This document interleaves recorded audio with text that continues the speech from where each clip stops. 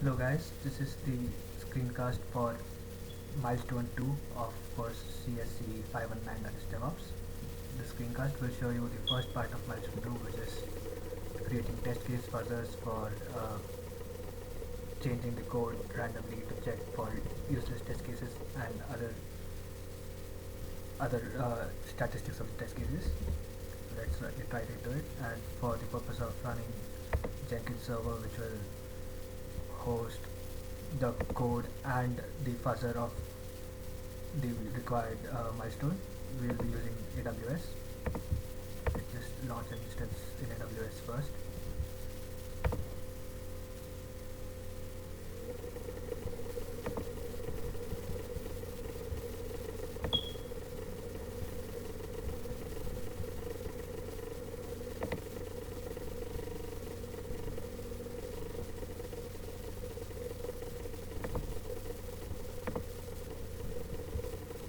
Instance is up, so we can use this IP address for us to run the Ansible script. Let's just change the IP address over here.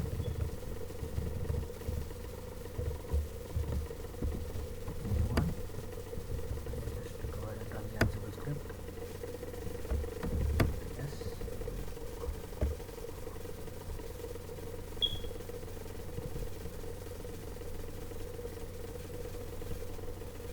The Ansible script is on its way. Just give you a brief overview of what the Ansible script is going to do.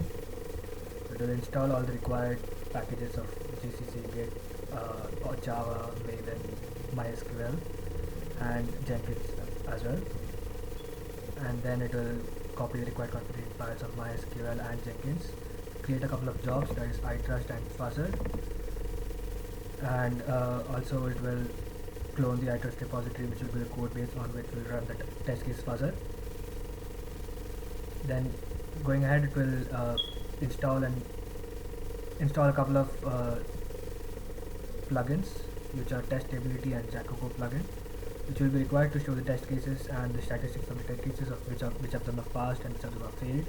All this will be doing using the Jenkins CLI. We'll also use the Jenkins CLI to run the builds of different jobs using Jenkins CLI again, and we'll also then copy a couple of shell files, which will be the actual fuzzer, which will create the changes in the code base, and run the job fuzzer, which will call the run.sh shell script.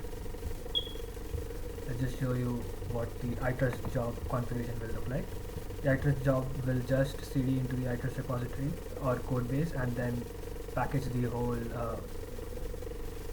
project into WAR file, and while the process of packaging is going on, it will also run the test cases and all the tests which are there in Surefire and create reports of these test cases.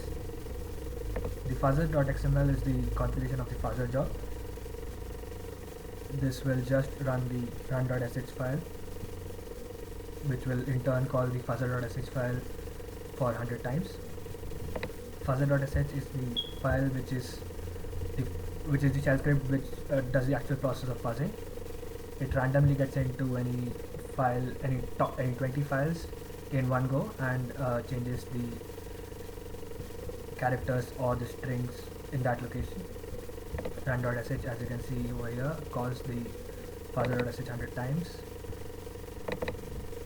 and it also checks if the compilation of the fuzzed code is proper. If the code compiles, only then it will go ahead and work with the code. Otherwise, it will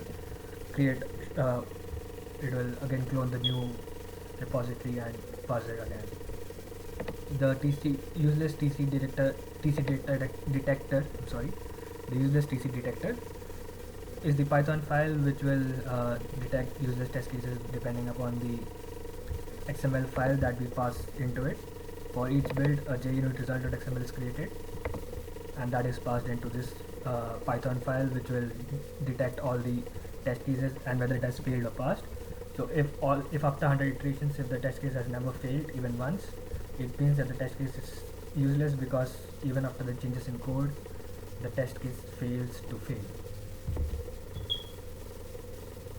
Oh, there has been an error with download Jenkins CLI. I'll just check it. After a typographical error was fixed, I again ran the Ansible script. This time it has run properly and successfully, and it has called the build of iTrust once. The build has passed, and for the second time it has called the fuzzer job. So let's just check the status of fuzzer job. So fuzzer job is running. So now the fuzzer job will call the run.sh script, and it in turn will call the fuzz.sh script or fuzzer.sh script, and that will run the iTrust build, and this will go on for 100 iterations. And I think I can safely pause the video while this gets done, just to show you that the fuzzer indeed calls the iTrust build. Let's just check the status of iTrust build. Oh yes, the iTrust build is running.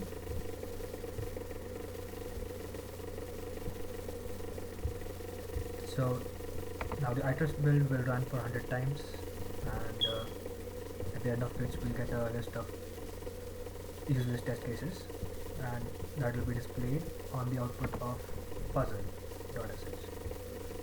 So I'll just halt the video recording till then. We had paused the video after running the build on AWS instances. However, we faced the problem of chunked network connections on AWS, and hence we moved on to VCL. And to save time, what we did was we created 4 VCL instances and ran the job on 4 of them parallelly. As you can see, we have 29 instances of build running on one of them, 32 iterations of one, 28 iterations on one, and nearly 40 iterations on this one.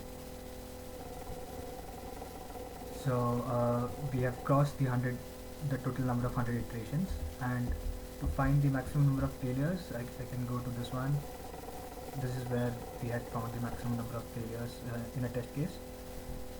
This was, I guess, the peak was at 32 failures. So we have found that 732 test cases have failed, and just to show you how many are the useless test cases that we have found out, we have a file called results.csv. We will be using that to get the test cases which are useless or which have not at all failed, even though the code has undergone a tremendous amount of changes. So this is the list of useless test cases. We have about 230 of them, because the first line was the header. So this is the useless test cases which we had found from the instance on which we had the maximum number of failures. We could as well look into others and get an intersection of each of them, and we'll be pasting them on the readme.md of the GitHub repository. And that's it. Thank you.